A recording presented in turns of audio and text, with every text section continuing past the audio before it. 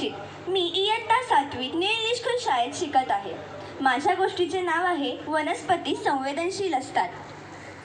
अंगणातील सोनचाफ्याचे झाड येत्या रविवारी कापावे लागणार असल्याचे बाबांनी जाहीर केल्यापासून नंदिनी व आई दोघीही खट्टू झाल्या होत्या. घरातील सीमाभिंत बांधण्यासाठी सोनचाफ्याचे झाड कापू असा निर्णय बाबा व बांधकाम अधिकाऱ्यांनी घेतला होता. घरात आईने लावलेले सोनचाफ्याचे झाड नंदिनी सोबतच लहानाचे मोठे झाले होते. तिला ते झाड, त्याची फुले खूप आवडायची. तिने एकदा दोनदा बाबांना झाड कापू नका असे सांगण्याचा प्रयत्न केला, पण बाबा म्हणाले, अगं तुला झाडच आवडतं ना, मग आपण दुसरं झाड लावू. अलीकडे भिंतीच्या आत हे झाड अगदी सीमा भिंतीच्या रेषेत येत आहे. शनिवारचा दिवस येऊन ठेपला. नंदिनीच्या जीवाची घाळमेळ सुरू झाली होती. संध्याकाळी बाबा ऑफिसवरून येताच त्यांना झाड कापायचे नाही असे सांगण्याचा तिने निर्धार केला. संध्याकाळी आईने केलेला चहाचा कप मी देते बाबांना म्हणून तिने उचलला. बाबा चहा म्हणून तिने हात पुढे केला तर कप कलंडून नंदिनीच्या हातावर गरम चहा सांडला. तत्काळ उठून बाबांनी तिचा हात नळाखाली धरला. खूप आग होत असेल ना असे म्हणून बाबा तिच्या हातावर मलम चोळू लागले. बाबांना आपली काळजी वाटते हे पाहून तिला बरे वाटले. ती बाबांना म्हणाली, मला भाजलं म्हणून किती काळजी करता तुम्ही. दुसऱ्यांच्या भावभावनांचा आदर केला पाहिजे असे नेहमी सांगताना तुम्ही मला बाबा. मलाही खूप काळजी वाटते. सोनचाफ्याला कापले जात असताना किती वेदना, दुःख होईल ह्याची.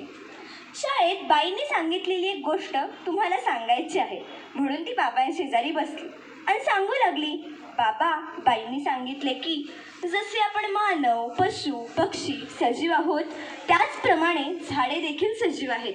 त्यांनाही आपल्याप्रमाणे भावना असतात. ते दुःखी तर कधी आनंदी होतात, तर त्यांना वेदना देखील होतात. झाडांबद्दल एवढे सखोल संशोधन एका भारतीय शास्त्रज्ञांनीच लावले आहे. त्यांचे नाव होते जगदीशचंद्र बोस. त्यांचा जन्म 30 नोव्हेंबर 1858 रोजी सध्याच्या बांगलादेशात झाला. कलकत्ता व केम्ब्रिज विद्यापीठातून त्यांनी आपले शिक्षण पूर्ण केले. बोस हे महान भौतिकशास्त्रज्ञ होते. 1895 साली त्यांनी रेडिओचा शोध लावला, पण दुर्दैवाने या शोधाचे श्रेय बोस यांना मिळत नाही.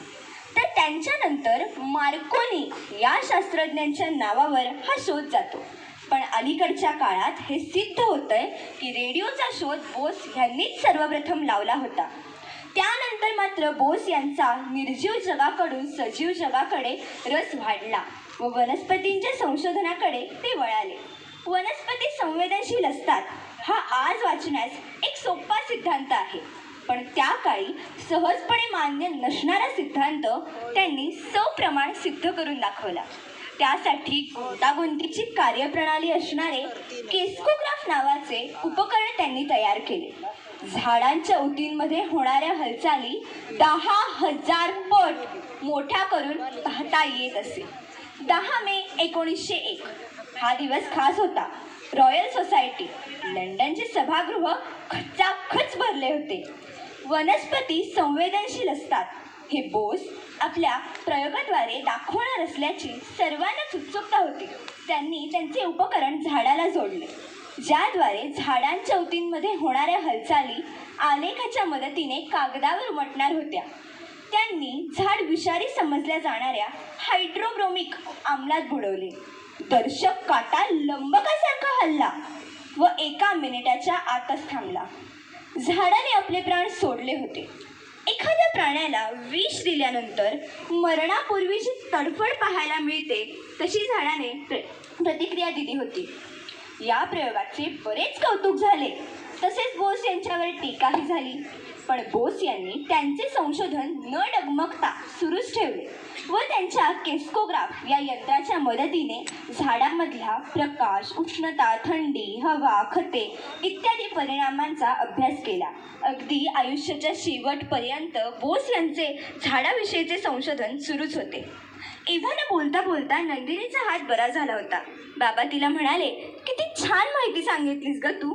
खरंच असे कित्येक तरी शास्त्रज्ञ आहेत की ज्यांनी भारताच्या शिरपेचा मानाचा तुरा रोवलाय. खरंच बाळा खूप छान. शेवटी नंदिनीचा हात हातात घेऊन बाबा एवढंच म्हणाले की सोनचाफ्याचे झाड आहे तिथेच राहील, भिंत थोडी अलीकडे घेऊया. धन्यवाद.